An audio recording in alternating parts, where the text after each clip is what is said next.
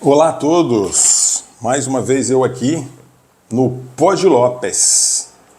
Hoje eu normalmente sozinho, né? Significa que não achei nenhum convidado para essa semana. Mas é sempre um prazer muito grande conversar com você. Você que já é meu fiel ouvinte ou espectador, né? É um fiel da minha audiência. São pessoas próximas, pessoas amigas e outras pessoas também com as quais os amigos compartilharam esse conteúdo, né? Eu não atinjo tantas pessoas assim, mas sempre digo, né? As pessoas, né, as quais eu atingir, que eu atinja de uma maneira positiva. Tá, de forma a levá-las de alguma forma a repensar. Não eu especificamente. Eu sou um José Ruela, né? Eu não tenho essa competência toda, não terminei nem a quinta série.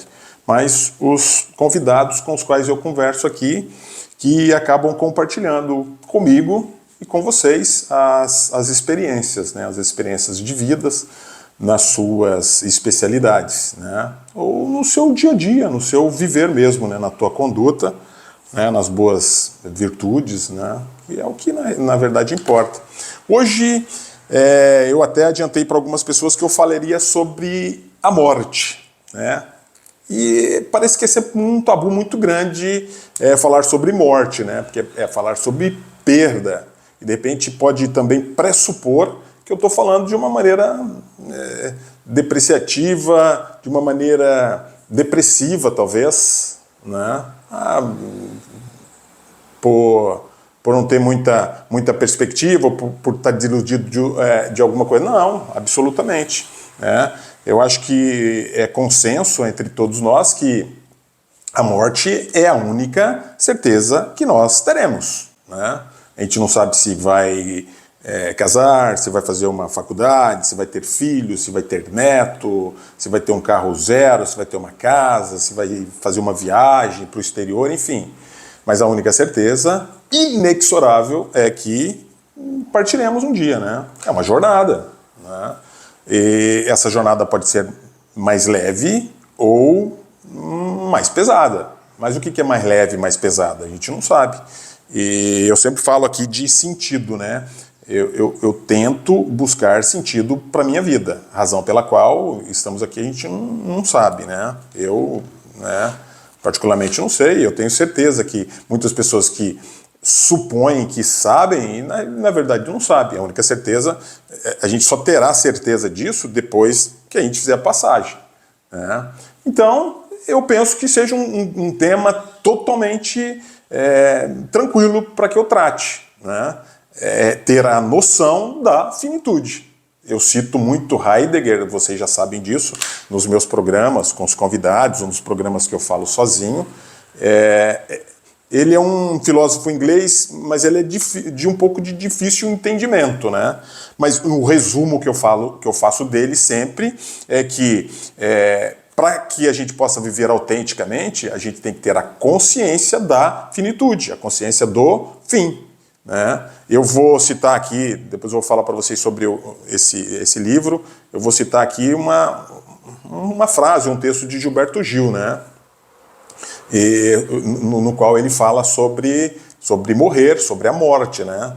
Ele até diz que não teme a morte, ele teme morrer, porque a morte é uma coisa que está lá, é um conceito, está aqui, está isolado. Morte é morte, como vida é isso, vida é palpável, é tangível, né? Agora morte não é tangível, a gente não sabe se é um estado, se é um lugar, isso depende da crença de muitas pessoas, então há de se respeitar. O ateu acha que acabou, né? Nós somos matéria, né? O ateu é materialista, né? Não é espiritualista, então acabou. Talvez ele aceite muito mais fácil isso, né? Talvez ele nem tenha tantos questionamentos assim, né? E vive de uma maneira talvez mais autêntica de que todos nós que estamos procurando alguma coisa, né? Alguma justificativa para tudo isso, né? Então, agora, esse tema, né? Eu coloquei um tema pesado, né? Na hora da nossa morte, amém. Ele é um fragmento, ele é parte da Ave Maria, né? Da Igreja Católica, né? No qual a gente pede, né? Faz uma solicitação para para a mãe de Cristo, e no final, esse é um fragmento, né, da oração da Ave Maria da Igreja Católica. Mas enfim, é um tema pesado, chato, de repente, às vezes, de discutir, mas que com as pessoas com as quais eu converso, todas, né, têm esse entendimento, essa serenidade, né? Só que tem um caminho, né, entre o nascer e o viver, né, e o viver e o morrer, existe vários caminhos, né? A gente pode aceitar de uma melhor maneira, a gente pode aceitar melhor ou pior a morte. Mas é uma condição inexorável, ela vai efetivamente acontecer, né? Em alguma oportunidade no meu Facebook, eu escrevi um texto até meu, né? No qual eu falo que eu penso na morte todos os dias, mas como eu falei, não de uma forma depreciativa, de uma forma depressiva, não, né? É para que eu seja um cidadão melhor, para que eu viva autenticamente, meio que baseado na ideia de Heidegger ali, tá certo? Agora, ontem eu li um texto de uma articulista, eu acho que ela é até uma atriz, já foi da Globo, né? É Maria Ribeiro o nome dela, né? E ela falou exatamente sobre esse conceito de que ela também pensa na morte todos os dias, né? Que é um processo de envelhecimento. Ela citou até o fato dela ter parado de menstruar, né? Dela ter entrado na menopausa, que também é um processo, né? Eu acho que são marcações do tempo na nossa vida, na vida da mulher especificamente, né? A vida do homem também tem algumas marcações, né? Algumas limitações que a gente vai desenvolvendo com o tempo, né? Ou vai adquirindo com o tempo, né? Agora, de forma séria, de forma assim, muito incisiva mesmo, eu penso de fato, né? Não sou depressivo, eu tenho que tomar muito cuidado. Todos, na verdade, temos uma certa tendência à depressão, né? A gente meio que não aceita isso, né? Momentos de tristeza, momentos de alegria, né? Mas isso independe também do conceito de felicidade que eu vou discutir um pouco com vocês aqui. Agora, da minha competência, cara, eu não tenho competência absoluta. A partir do momento que eu li esse livro é de Ana Cláudia Quintana Arantes. Essa pessoa, ela é uma médica, né? Ela é uma médica geriatra e já foi intensivista, e ela trata de cuidados paliativos com pessoas em fase terminal da vida, principalmente as pessoas com câncer, né?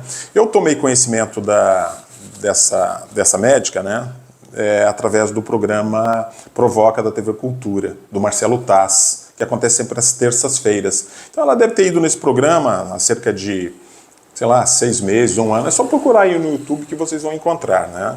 Provoca Marcelo Taz com Ana Cláudia Quintana, né? Então ela é uma pessoa muito tranquila, muito serena e experiencia essa situação de pré-morte diariamente. É a atividade profissional dela, né? Ela já passou por outras atividades profissionais, mas é a atividade dela.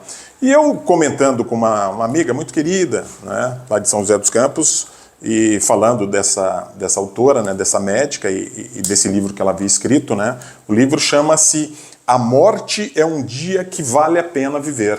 É um tema bastante chamativo mesmo, provocativo, e a ideia é exatamente isso, porque esse livro aqui eu posso resumir em uma frase mais contemporânea, é tiro, porrada e bomba, para ser bem claro mesmo, porque que vocês me entendam, né? Então essa pessoa me presenteou, né? Foi um presente de fato, né? Se você dá livro, você dá história, você dá conhecimento. Então, de todos os presentes que a gente possa receber, o livro certamente é o melhor dos presentes, né? Nós estamos recebendo conteúdo, informação, conhecimento. Isso ninguém nos tira, tá? Posso ganhar essa caneca aqui, mas eu posso quebrar também, pode ficar por aí, tá tudo certo. Mas o livro não, o livro está aqui, eu absorvi essa leitura, né? Eu fiz essa viagem, né? Enfim, como vocês podem perceber, magicamente eu estou de óculos agora. Eu comecei a ler aqui esse texto do Gandhi, só que eu não estava enxergando direito. Então, obrigatoriamente, eu terei que colocar esses óculos aqui, tá? Continuando, vamos falar um pouco de... ela fala, né, um pouco de sentido, né? Ela fala assim: o sofrimento emocional é muito intenso. Nele, o doente toma consciência de sua mortalidade. E essa consciência leva à busca do sentido da sua existência. Então, toda pessoa que está cometida por alguma enfermidade, né, quer seja inicial, quer seja um pouquinho mais terminal, ela começa a refletir sobre a sua existência, né? E, de uma certa forma, ali, naquele momento, buscar dar sentido para a tua vida, né? Buscar algum sentido. O que eu fiz, por que eu fiz, como que eu fiz, né? Será que eu realmente cumpri a minha missão? Será que eu vivi bem e influenciei positivamente a vida das pessoas? Será que eu sou querido, né, pelas pessoas, né? E então é isso. Ela vai discorrer durante esse livro aqui sobre todos esses temas, sobre a pessoa que está acometida pela enfermidade e sobre as pessoas que vão cuidar dessas pessoas, né? Porque o profissional de saúde, principalmente os profissionais de saúde, né, ou as pessoas que cuidam, né, mas normalmente os profissionais de saúde, né, será que eles estão realmente preparados? Será que eles têm estrutura, né, e eles estão tendo compaixão e não empatia pelas pessoas? Porque empatia é colocar no lugar do doente, né? Será que isso está resolvendo a vida dele? Ele está sendo um profissional na sua totalidade? Talvez não, é uma questão para repensar. Mas todas essas frases, essas posições, essas colocações são feitas pela médica Ana Cláudia, né? Eu falei desse livro, né, que é Um Tiro, Porrada e Bomba. Tem uma informação aqui, na realidade eu não sabia, né? Eu sempre temi muito, assim, a dor, né? Porque eu penso que a dor, ela seja indigna, né? A dor, nenhum ser humano no mundo deveria sentir dor. Eu estou falando dor física, né? A gente tem dores, às vezes, sentimentais, mas dor física, né? Eu, em algumas situações da minha vida, das minhas visitas, né, tem uma pessoa na família, eu vi, né, ela já naquela fase que a família tinha que decidir se faria uma cirurgia ou não faria uma cirurgia. Nós entramos na sala onde essa pessoa estava, era uma senhorinha já, uma velhinha, e ela estava transfigurada. Eu a conhecia, aquela vovozinha, magrinha, cabelinho branco, né, sorridente, e ela estava totalmente transfigurada. E eu visualizei aquilo. Foi uma situação, uma cena das mais tristes que eu presenciei na minha vida. Presenciei talvez poucas até.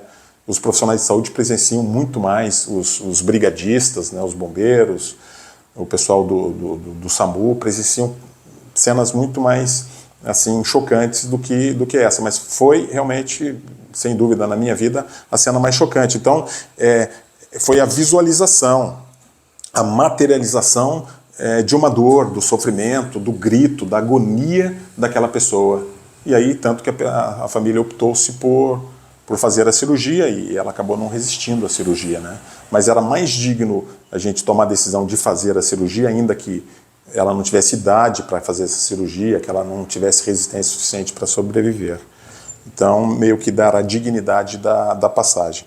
Mas quando eu falo que é tiro, o primeiro tiro vem com essa informação. Hoje, em princípios do século XXI, mais de 1 milhão de brasileiros morrem a cada ano. Brasileiros, né? No mundo é um número diferente, né? A maioria com grande sofrimento. Destes, cerca de 800 mil morrem de morte anunciada, ou seja, de câncer, doenças crônicas e degenerativas. De cada 10 pessoas que estiverem lendo esse livro ou me assistindo aqui, em cada 10 pessoas lendo essas minhas palavras, 9 terão a oportunidade de perceber a finitude de maneira concreta por meio da experiência de conviver com uma doença grave. Ou seja, 90% das pessoas, 90% de nós brasileiros, poderemos experienciar uma morte por uma doença grave. É triste isso, né? É chocante, mas é a realidade. Isso realmente é um tiro, né? Um tiro de bazuca no nosso peito, um tiro de realidade, de descortinar uma situação real, uma situação que todos vivemos assim no dia a dia, né? Ou, né, por pessoas próximas, por amigos, enfim, todos. Bom senso. A maioria diz que todo mundo sabe realizar cuidados paliativos, né? A gente acha que sabe realizar cuidados paliativos, né? Quantas pessoas aqui da nossa audiência não tem um conhecido, né, um amigo, ou alguém da família mesmo que está realizando? Eu tenho na minha família pessoas que estão realizando cuidados paliativos, né? E quem não conhece? Quem? Né? A maioria diz que todo mundo sabe realizar cuidados paliativos, que é apenas uma questão de bom senso. Mas o que é bom senso? O problema é que nem todo mundo tem bom senso, embora todos pensemos ter. O que é ter bom senso? Né? Bom senso não está necessariamente ligado à boa vontade, né? A você querer ajudar ou querer cuidar de alguém que está passando por uma situação difícil. Está longe disso. De repente, aquele teu bom senso está sendo empregado de uma maneira errada. Você está empregando de uma maneira errada, até da questão de você não estar se cuidando, de repente, se preparando psicologicamente, né? Aí depois ela vai falar assim de empatia e compaixão, foi o que eu falei aqui, né? Tem uma frase aqui de um autor que diz assim, né? Rabindranath Tagore: não me deixe rezar por proteção contra os perigos. Olha que bacana isso. Mas pelo destemor de enfrentá-los, ou seja, da coragem de enfrentar os perigos. Não me deixe implorar pelo alívio da dor, mas pela coragem de vencê-la. Não me deixe procurar aliados na batalha da vida, mas a minha própria força. Por que eu preciso de aliados para vencer uma batalha que é minha? Né? Então eu tenho que pedir força. Não me deixe suplicar com temor aflito para ser salvo, mas esperar a paciência para merecer a liberdade. Não me permita ser covarde sentindo sua clemência apenas no meu êxito, mas me deixe sentir a força de sua mão quando eu cair. Tá? É uma frase extremamente profunda, uma frase de repensar também, né? Vamos falar agora de autocuidado. Ela fala um pouco de autocuidado, que a gente já se referiu um pouco aqui, né? A empatia tem seu perigo, a compaixão não. Muito interessante isso. Eu falei, empatia é você se colocar no lugar do outro. Você é capaz de se colocar no lugar do seu doente? Da pessoa que está lá no estado terminal, que está passando por algumas provações da doença? Tem como sentir a dor que essa pessoa está sentindo? Então, empatia seria colocar-se no lugar dela. A empatia tem seu perigo, a compaixão não. Compaixão vai além da capacidade de se colocar no lugar do outro. Ela nos permite compreender o sofrimento do outro sem que sejamos contaminados por ele. Eu posso dizer que seja um tapa na nossa cara, nem com luva de pelica, um tapa real na nossa cara, né? O ato de cuidar de alguém que está morrendo sem a responsabilidade do autocuidado é, ao meu ver, uma expressão clara e absoluta de hipocrisia. Total hipocrisia. Quem cuida do outro e não cuida de si acaba cheio de lixo. Lixo de maus cuidados físicos, emocionais, espirituais. E lixos não servem para cuidar bem de ninguém. Simples assim. Eu cuido da minha mãe, eu cuido do meu pai, eu cuido da minha irmã, eu cuido do meu marido, eu cuido dos meus filhos. Não tenho tempo para cuidar de mim. E aí eu digo, não conte isso para ninguém. É um vexame. Para mim é como evacuar nas calças. Você não chega contando, eu fiz cocô na calça. É um mico, uma irresponsabilidade. E quando você afirma que a vida do outro vale mais do que a sua, está mentindo. A vida do outro vale para você se valorizar, para você dizer, olha como eu sou legal, me mato para cuidar da vida dos outros. Enfim, é cuidar-se antes de cuidar do teu ente querido, de cuidar de outras pessoas, de cuidar de um doente que carece da sua integridade, que você esteja inteiro, que você esteja saudável. É isso que ela está querendo dizer. Eu estou meio enrolado hoje, eu vou confessar para vocês, né? Eu estava gravando aqui agora há pouco, tanto que mudou um pouco, eu acho que aqui o visual mudou um pouco, porque acabou acabando a bateria do meu celular, estou gravando com ele. Quando eu faço comigo mesmo, eu gravo sozinho, o João não me ajuda, né? Porque não há essa necessidade, e como eu estou falando para mim mesmo, eu prefiro ficar sozinho falando comigo mesmo, embora eu esteja falando com vocês, tá? E eu já tinha até falado discorrido sobre outras situações aqui, né? Sobre esses tópicos, né? Sobre os capítulos do livro da Ana Cláudia, né? E uma das coisas que eu falei, eu vou falar aqui, talvez eu nem me prolongue muito.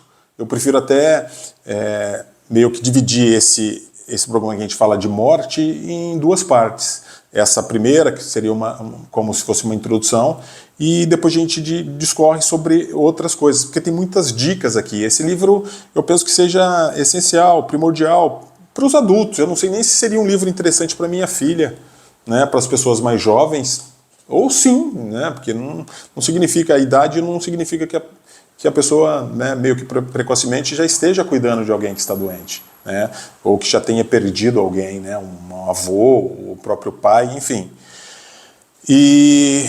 Mas eu queria continuar aqui pelo menos falando um pouco do medo da morte, né? Ela discorre de uma maneira muito interessante, né? E ela já começa, né, esse capítulo aqui com um trecho aqui com a opinião de Gilberto Gil, né? Parece uma coisa meio que meio um contrassenso. Ele fala que ele não tem medo da morte, mas ele tem medo de morrer.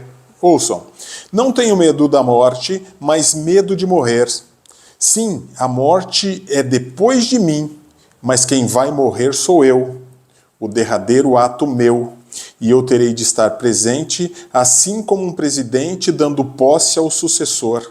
Terei que morrer vivendo, sabendo que já vou. Né?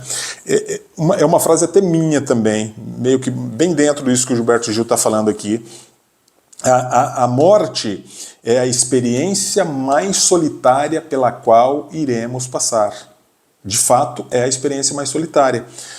Imagine se o cidadão nasce, né, e ele está abandonado, ele não tem ninguém, a mãe foi viajar, se perdeu na mata, se perdeu no deserto. Minimamente, quando você nasce, a tua mãe está presente. Então você tem a presença da tua mãe.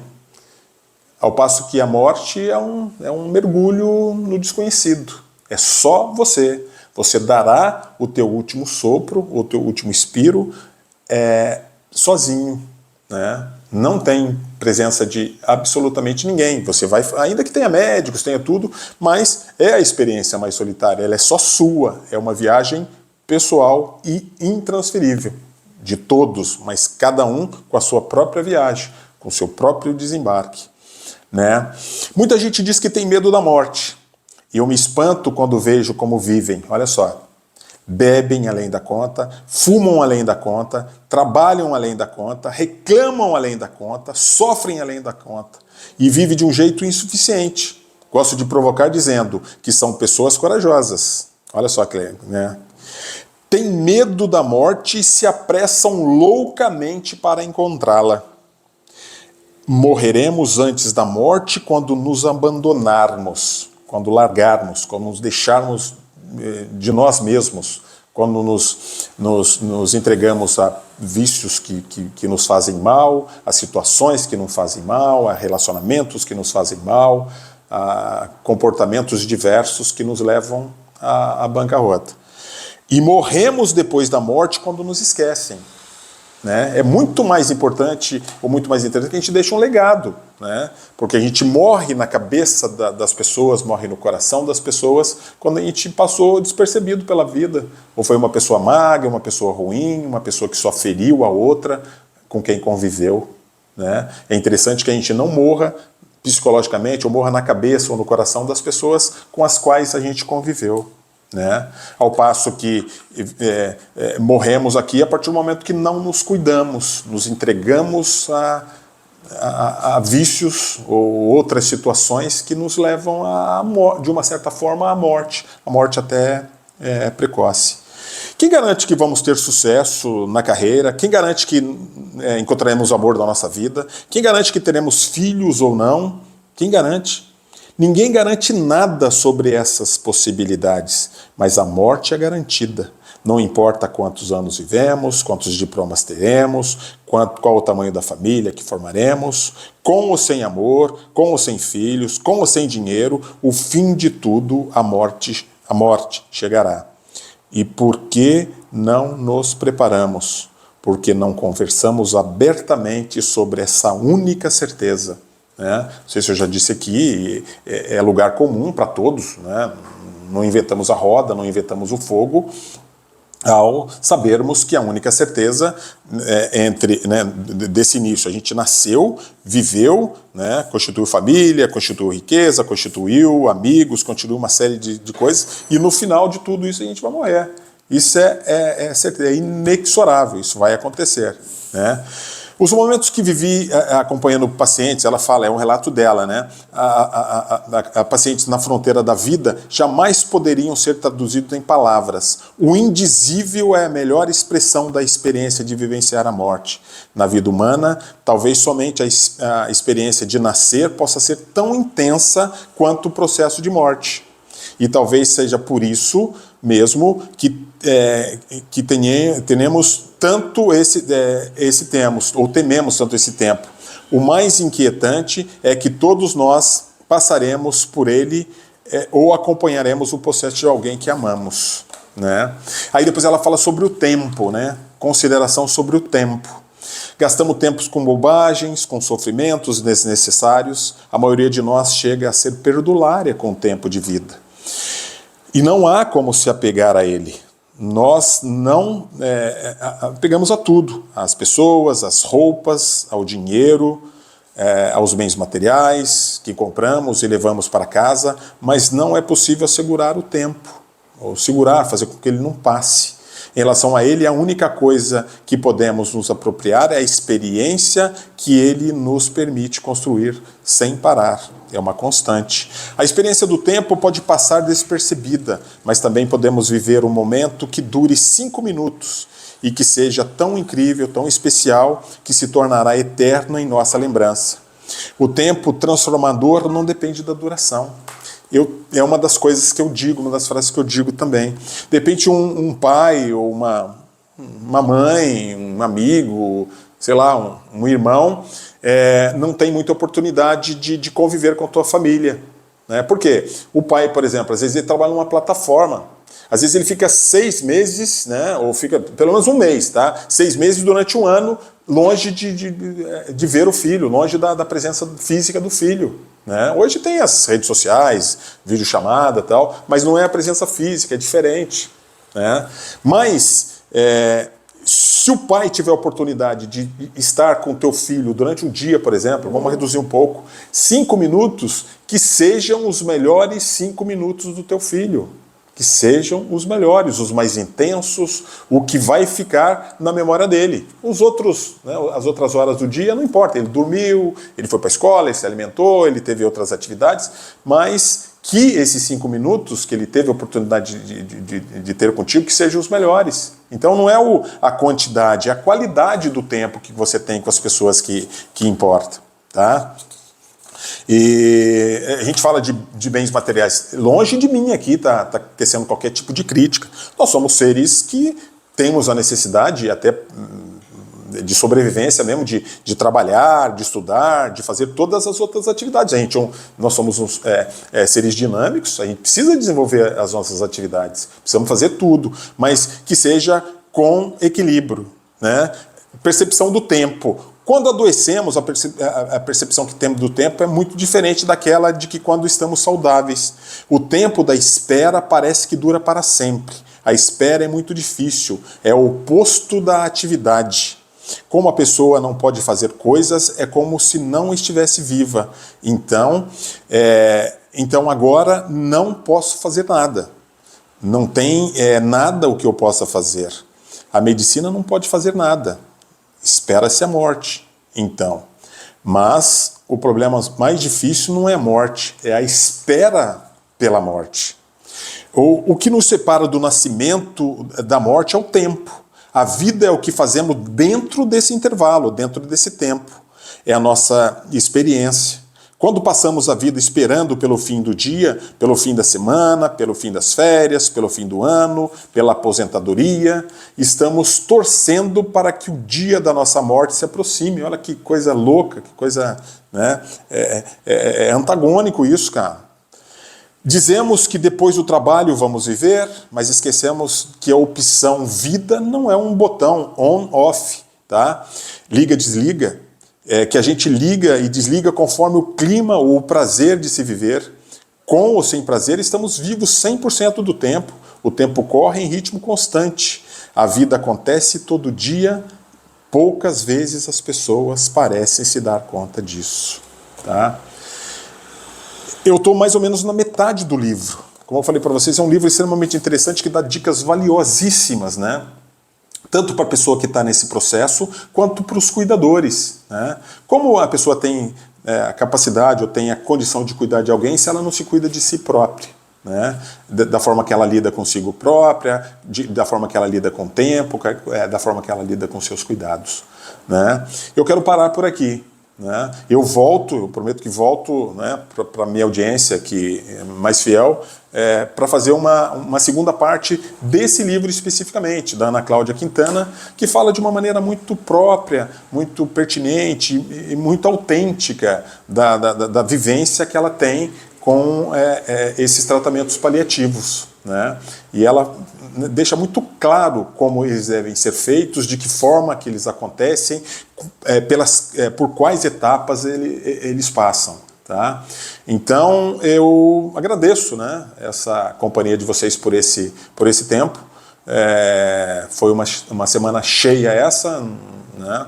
E eu acabei gravando hoje. Hoje é quinta-feira, hoje é dia 24, eu tenho gravado os meus programas e esse programa está indo ao ar agora, mas eu gravei há poucas horas antes.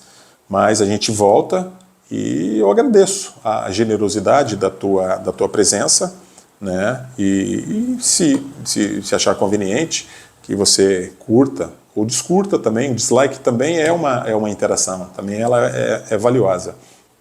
Né? Se você puder compartilhar também. E quem ainda não se inscreveu, se inscreva no canal. Tá?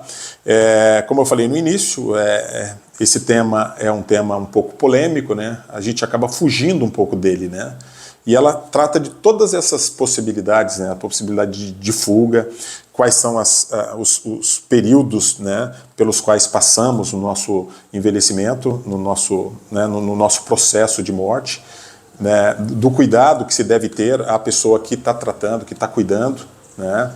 E então é isso. Né? Voltamos então numa próxima oportunidade. Na próxima semana eu trarei aqui a Laís Mello, né, uma pessoa extremamente também bacana, uma pessoa esclarecida, uma pessoa serena, uma pessoa que trata dos sentimentos ou das relações humanas de uma maneira muito, muito clara, muito transparente, muito direta. Né? Foi com ela que nós fizemos esse treinamento para que a gente defina qual que é o nosso perfil comportamental, para que a gente possa viver melhor em família, em sociedade, com os amigos, e ela estará aqui na próxima semana então. Né? E eu acho que vai ser de uma extrema valia, vai ser de um impacto altamente positivo na vida de todos nós, né?